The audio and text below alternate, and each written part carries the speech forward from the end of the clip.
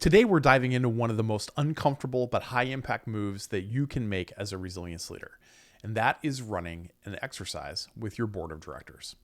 And let's be honest, there's a real sense of uncertainty about this. What if your board thinks this is a waste of time? What if the exercise gets too tactical? What if you lose the room? But here's the truth. You're not there to prove that you can run a plan. You're there to shape how your organization strategically thinks about risk and readiness and reputation at the highest level. So let's walk through how to do that with clarity, confidence, and strategic intent. I'm Bryan Strawser, Principal and Chief Executive here at Bryghtpath, and this is the Managing Uncertainty podcast. When I coach resilience leaders about engaging with their board, the same concern always comes up. I'm not sure how the board will react.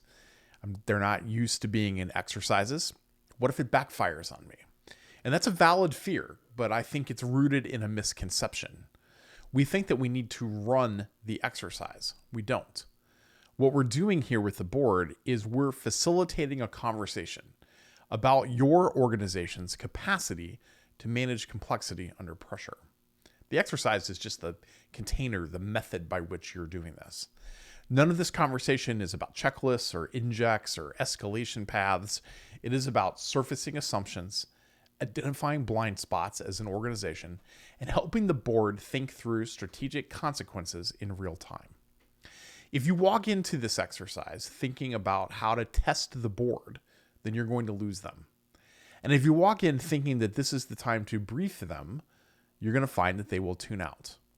But if you position this as a rehearsal for a moment that could define the company's reputation and your future, then you can get their full attention. The framing that we've used successfully at Bryghtpath with board exercises has been some combination of saying that we're not here to test your knowledge, we're here to sharpen our collective judgment. It's a chance to pressure test how our risk appetite plays out under fire, and that we're going to walk through a scenario and then ask for your guidance on if we're aligned and how we're thinking about this. And are we prepared to act?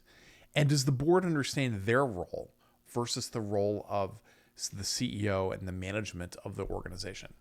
And that framing changes everything because now they're engaged at a strategic level. And now they're listening not for plans, but for insight and for guidance. So let's get practical about this. Our approach to a board level exercise is to start with the strategic objective that we're trying to accomplish.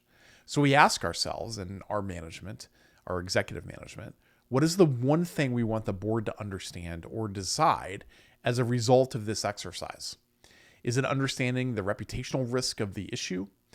Is it exploring decision-making authority during a cyber extortion scenario? What is that thing? And then remember, we have to choose the right scenario. Boards don't care about burst pipes in your headquarters building. What are they concerned about today? Well, they're concerned about cybersecurity and cyber extortion. They're concerned about data exfiltration. They're concerned about backlash to ESG efforts. They're concerned about regulatory investigations, and they're concerned about executive misconduct. And if you're listening to this podcast a year or two from now, it might be something different. But these are top issues for boards today. So you want to tie the scenario back to something major from an enterprise risk standpoint that would garner the board's attention if it happened in real life. The third thing here is to think about the experience that you want the board to have. It's not a war game. This is a facilitated strategic conversation and rehearsal. So given the time frame that you might have, which I'll guess is going to be 45 to 90 minutes at the max, you want to leave time for discussion and pause and reflection. And you want to prep key executives to lead the conversation, not try to solve the problem that's in front of them. Let the board play their role.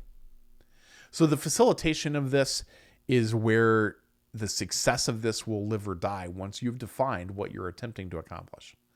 So things that I would recommend you think about. The first is allow for silence.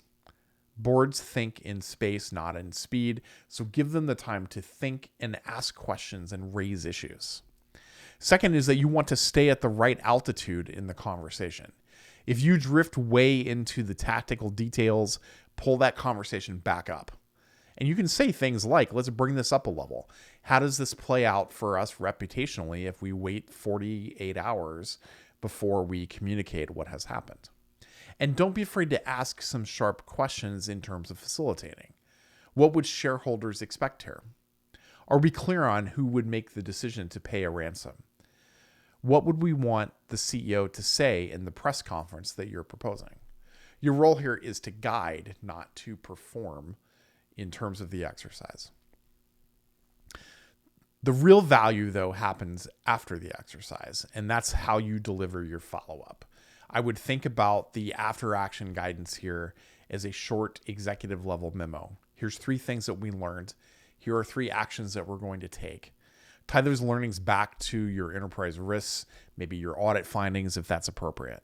And then schedule a short debrief with the board or with a key sponsor. Here's how we'll integrate the things that we've learned. It's really about that conversation. The board's also had a chance to reflect. They may have other thoughts in this conversation. Done right, this becomes a moment of strategic elevation for you and the resilience program, and an opening to push forward for broader resilience involvement from the board, broader resilience investment as well in the future. So if you remember one thing from this episode, let it be this: that you are there to influence the board. And strategic alignment in terms of setting out your goals and ensuring it's aligned with the business objectives of the organization will be critical to gaining success through this effort. Board exercises are not about anything tactical. They are about trust and influence. It's your opportunity to help the organization think clearly under pressure and act with unity when it matters most.